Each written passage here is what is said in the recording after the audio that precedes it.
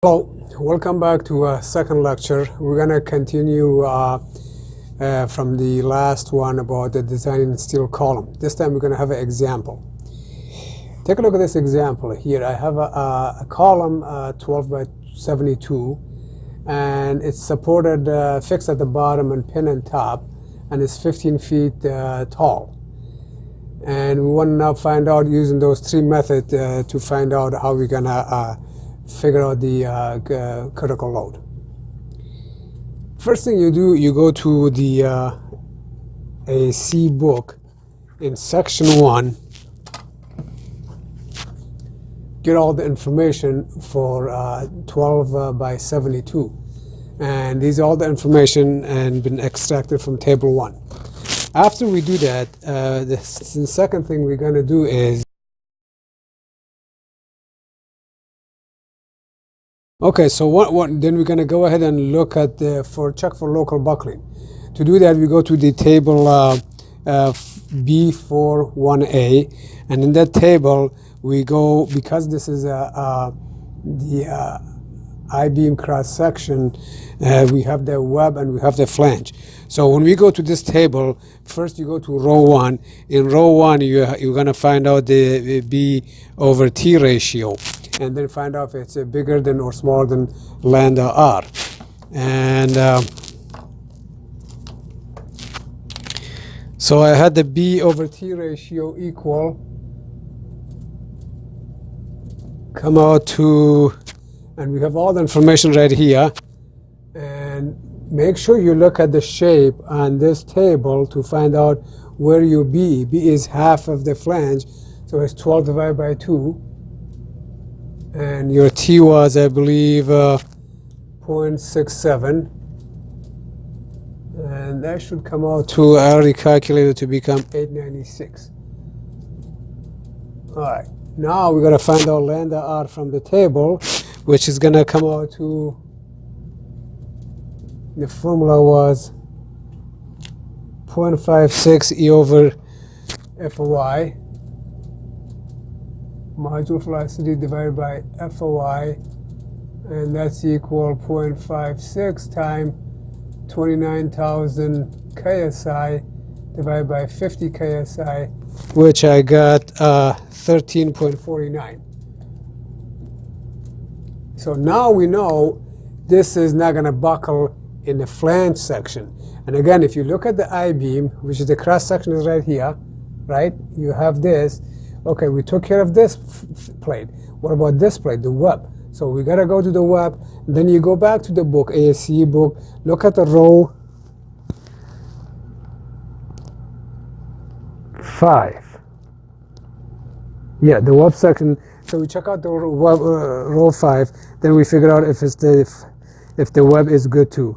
And what we're going to find is basically H over TW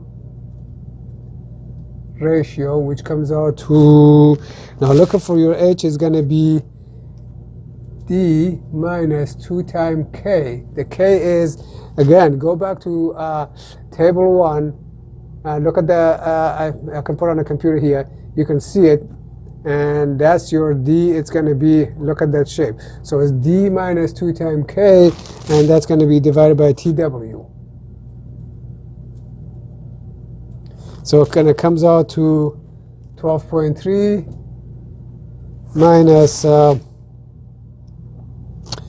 times 1.27.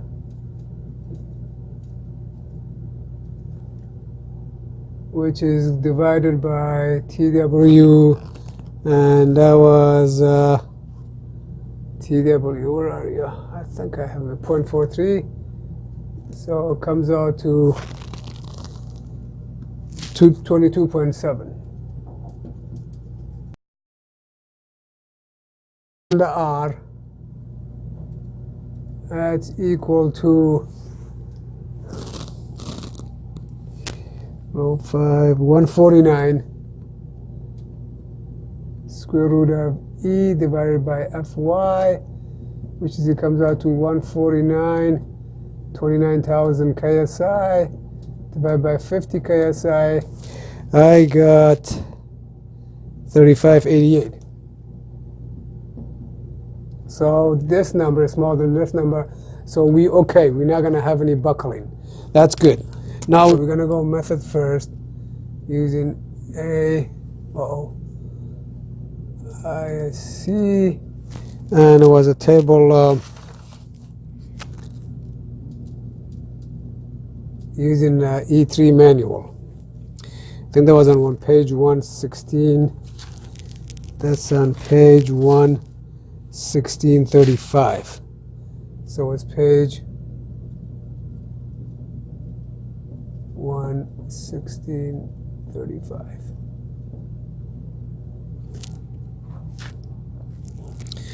Okay, now we know that.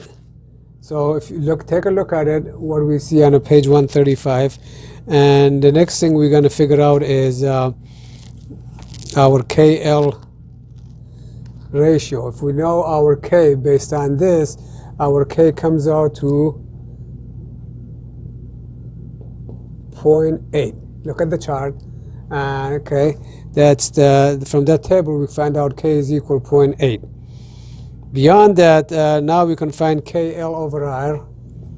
KL, the effective length over RY, comes out to 0.8 times, let's make 2 inch, so that's 15 times 12, and divide the whole thing by RY, and RY came out to 3.04, which is equal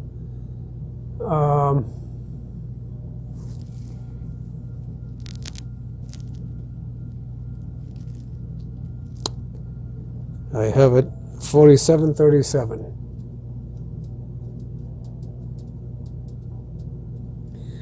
Now, we know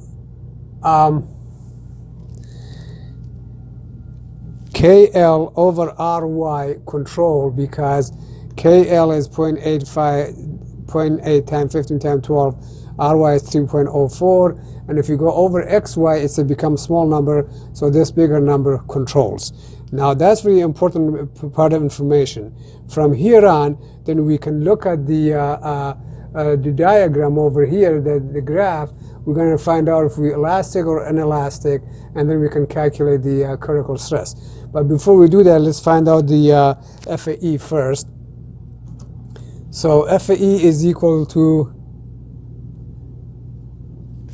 and the formula was pi square E divided by KL divided by R squared, and that's in y direction. So now we have that.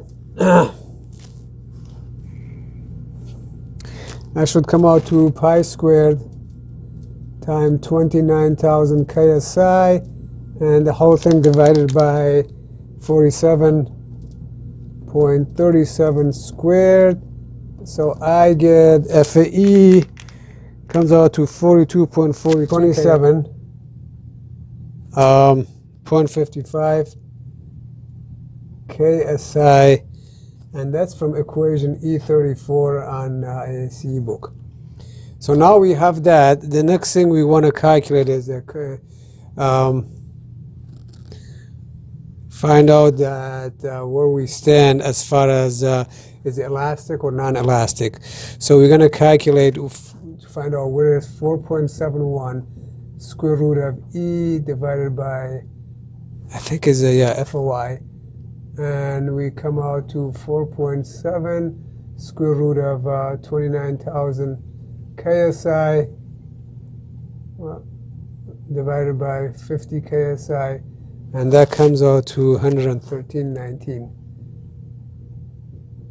Okay, there, so we have KL equal 40 over RY is equal 47.37, and this less than this, and we know in order for us to calculate the critical stress, we're going to use this formula based on what we have on the manual section E3.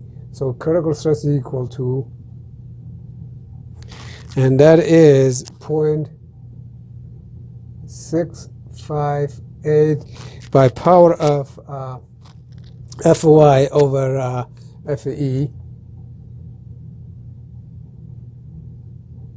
and multiply by f of y, which comes out to, if we plug in f of y is 50 KSI divided by 127 multiplied by 50, and you're, let's do it out anyway, 0.658, 50 divided by 127, 0.35 multiplied by 50, if y was 50, and that comes out to 4243 KSI. Good. So now we have that, and then we can go ahead and say, use the formula that we talked about at the beginning for LFRD method. The formula says, okay, phi critical stress, and that's, you have to multiply the area, right? So we got 0.9, we know the phi was 0.9 times critical stress, which was 4243, and that comes out to 3819 KSI.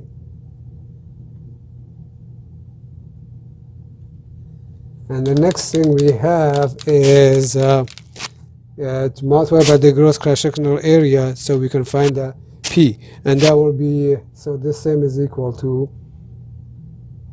FRC, and if we see the beginning formula was now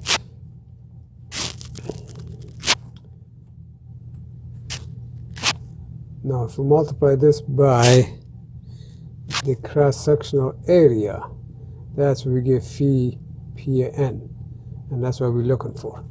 So we already have that, so that's equal to 38.9, and multiplied by the area was 21.1.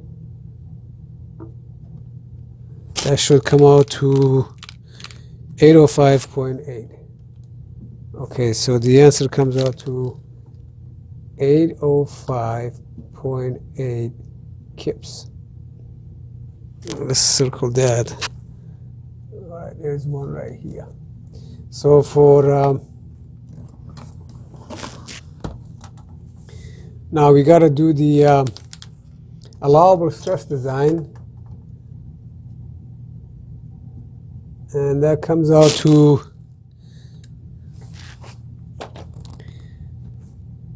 what was it, Pn divided by omega c, which was same as saying FSCR divided by omega c and times the area. That was, we are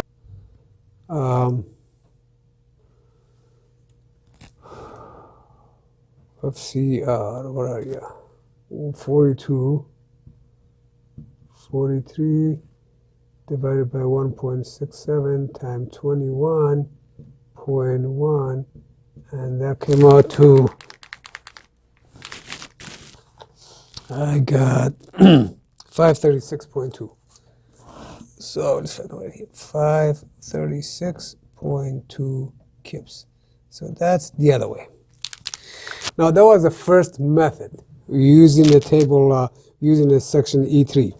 And there's a second way, and the second way we're going to use table 414. So we go to table 414, or used to be, yep, table 414, and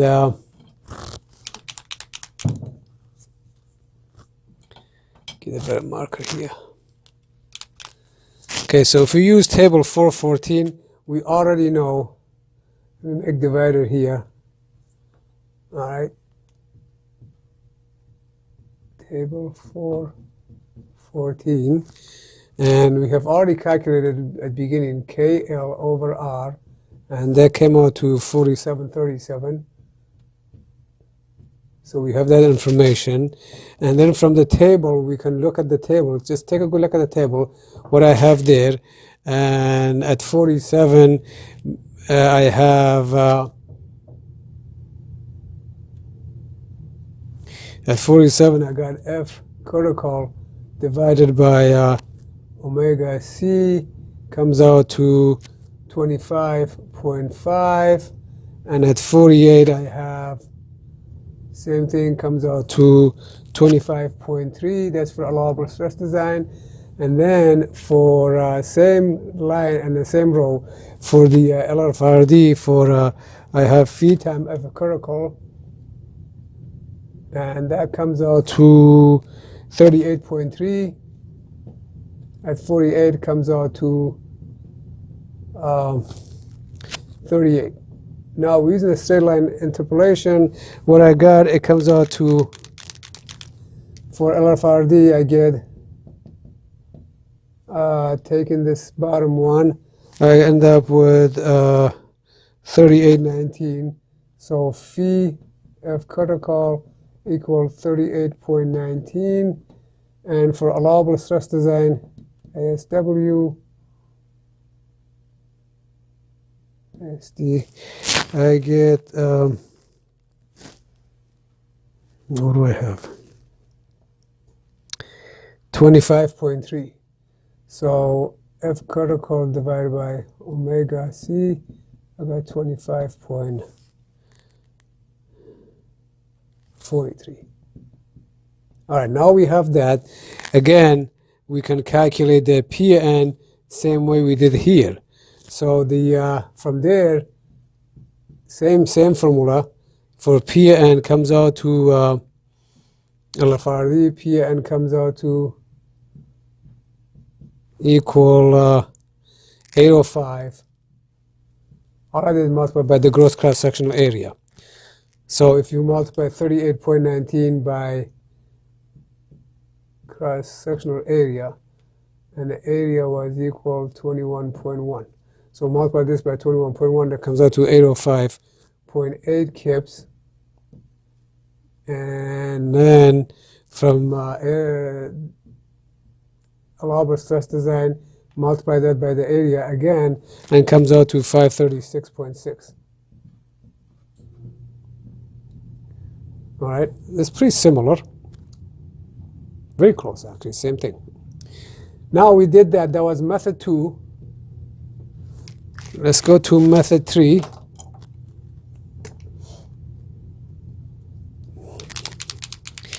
And method 3, go to table on your, go to table 4-1. Okay, 4-1 here, and then you can go into your KL.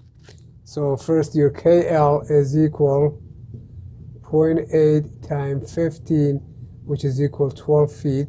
So now you have your KL, and then you go find the W 12 by 72. Just take a look at what I have on the screen. And from there you find L RFD, whoops, comes out to 806 kips. And then for ASD, comes out to 536. Same result as the other side. So that's the 3 different way we have calculated how we can calculate this. So one thing you gotta remember, there was 3 different methods. We can use the book section E3. We can use table 414 or 422, and then later on we can use table 1A. And now, next time we're going to talk about how we're going to design find a column based on a load. This way we had the column and we figure out the load. We go backward to find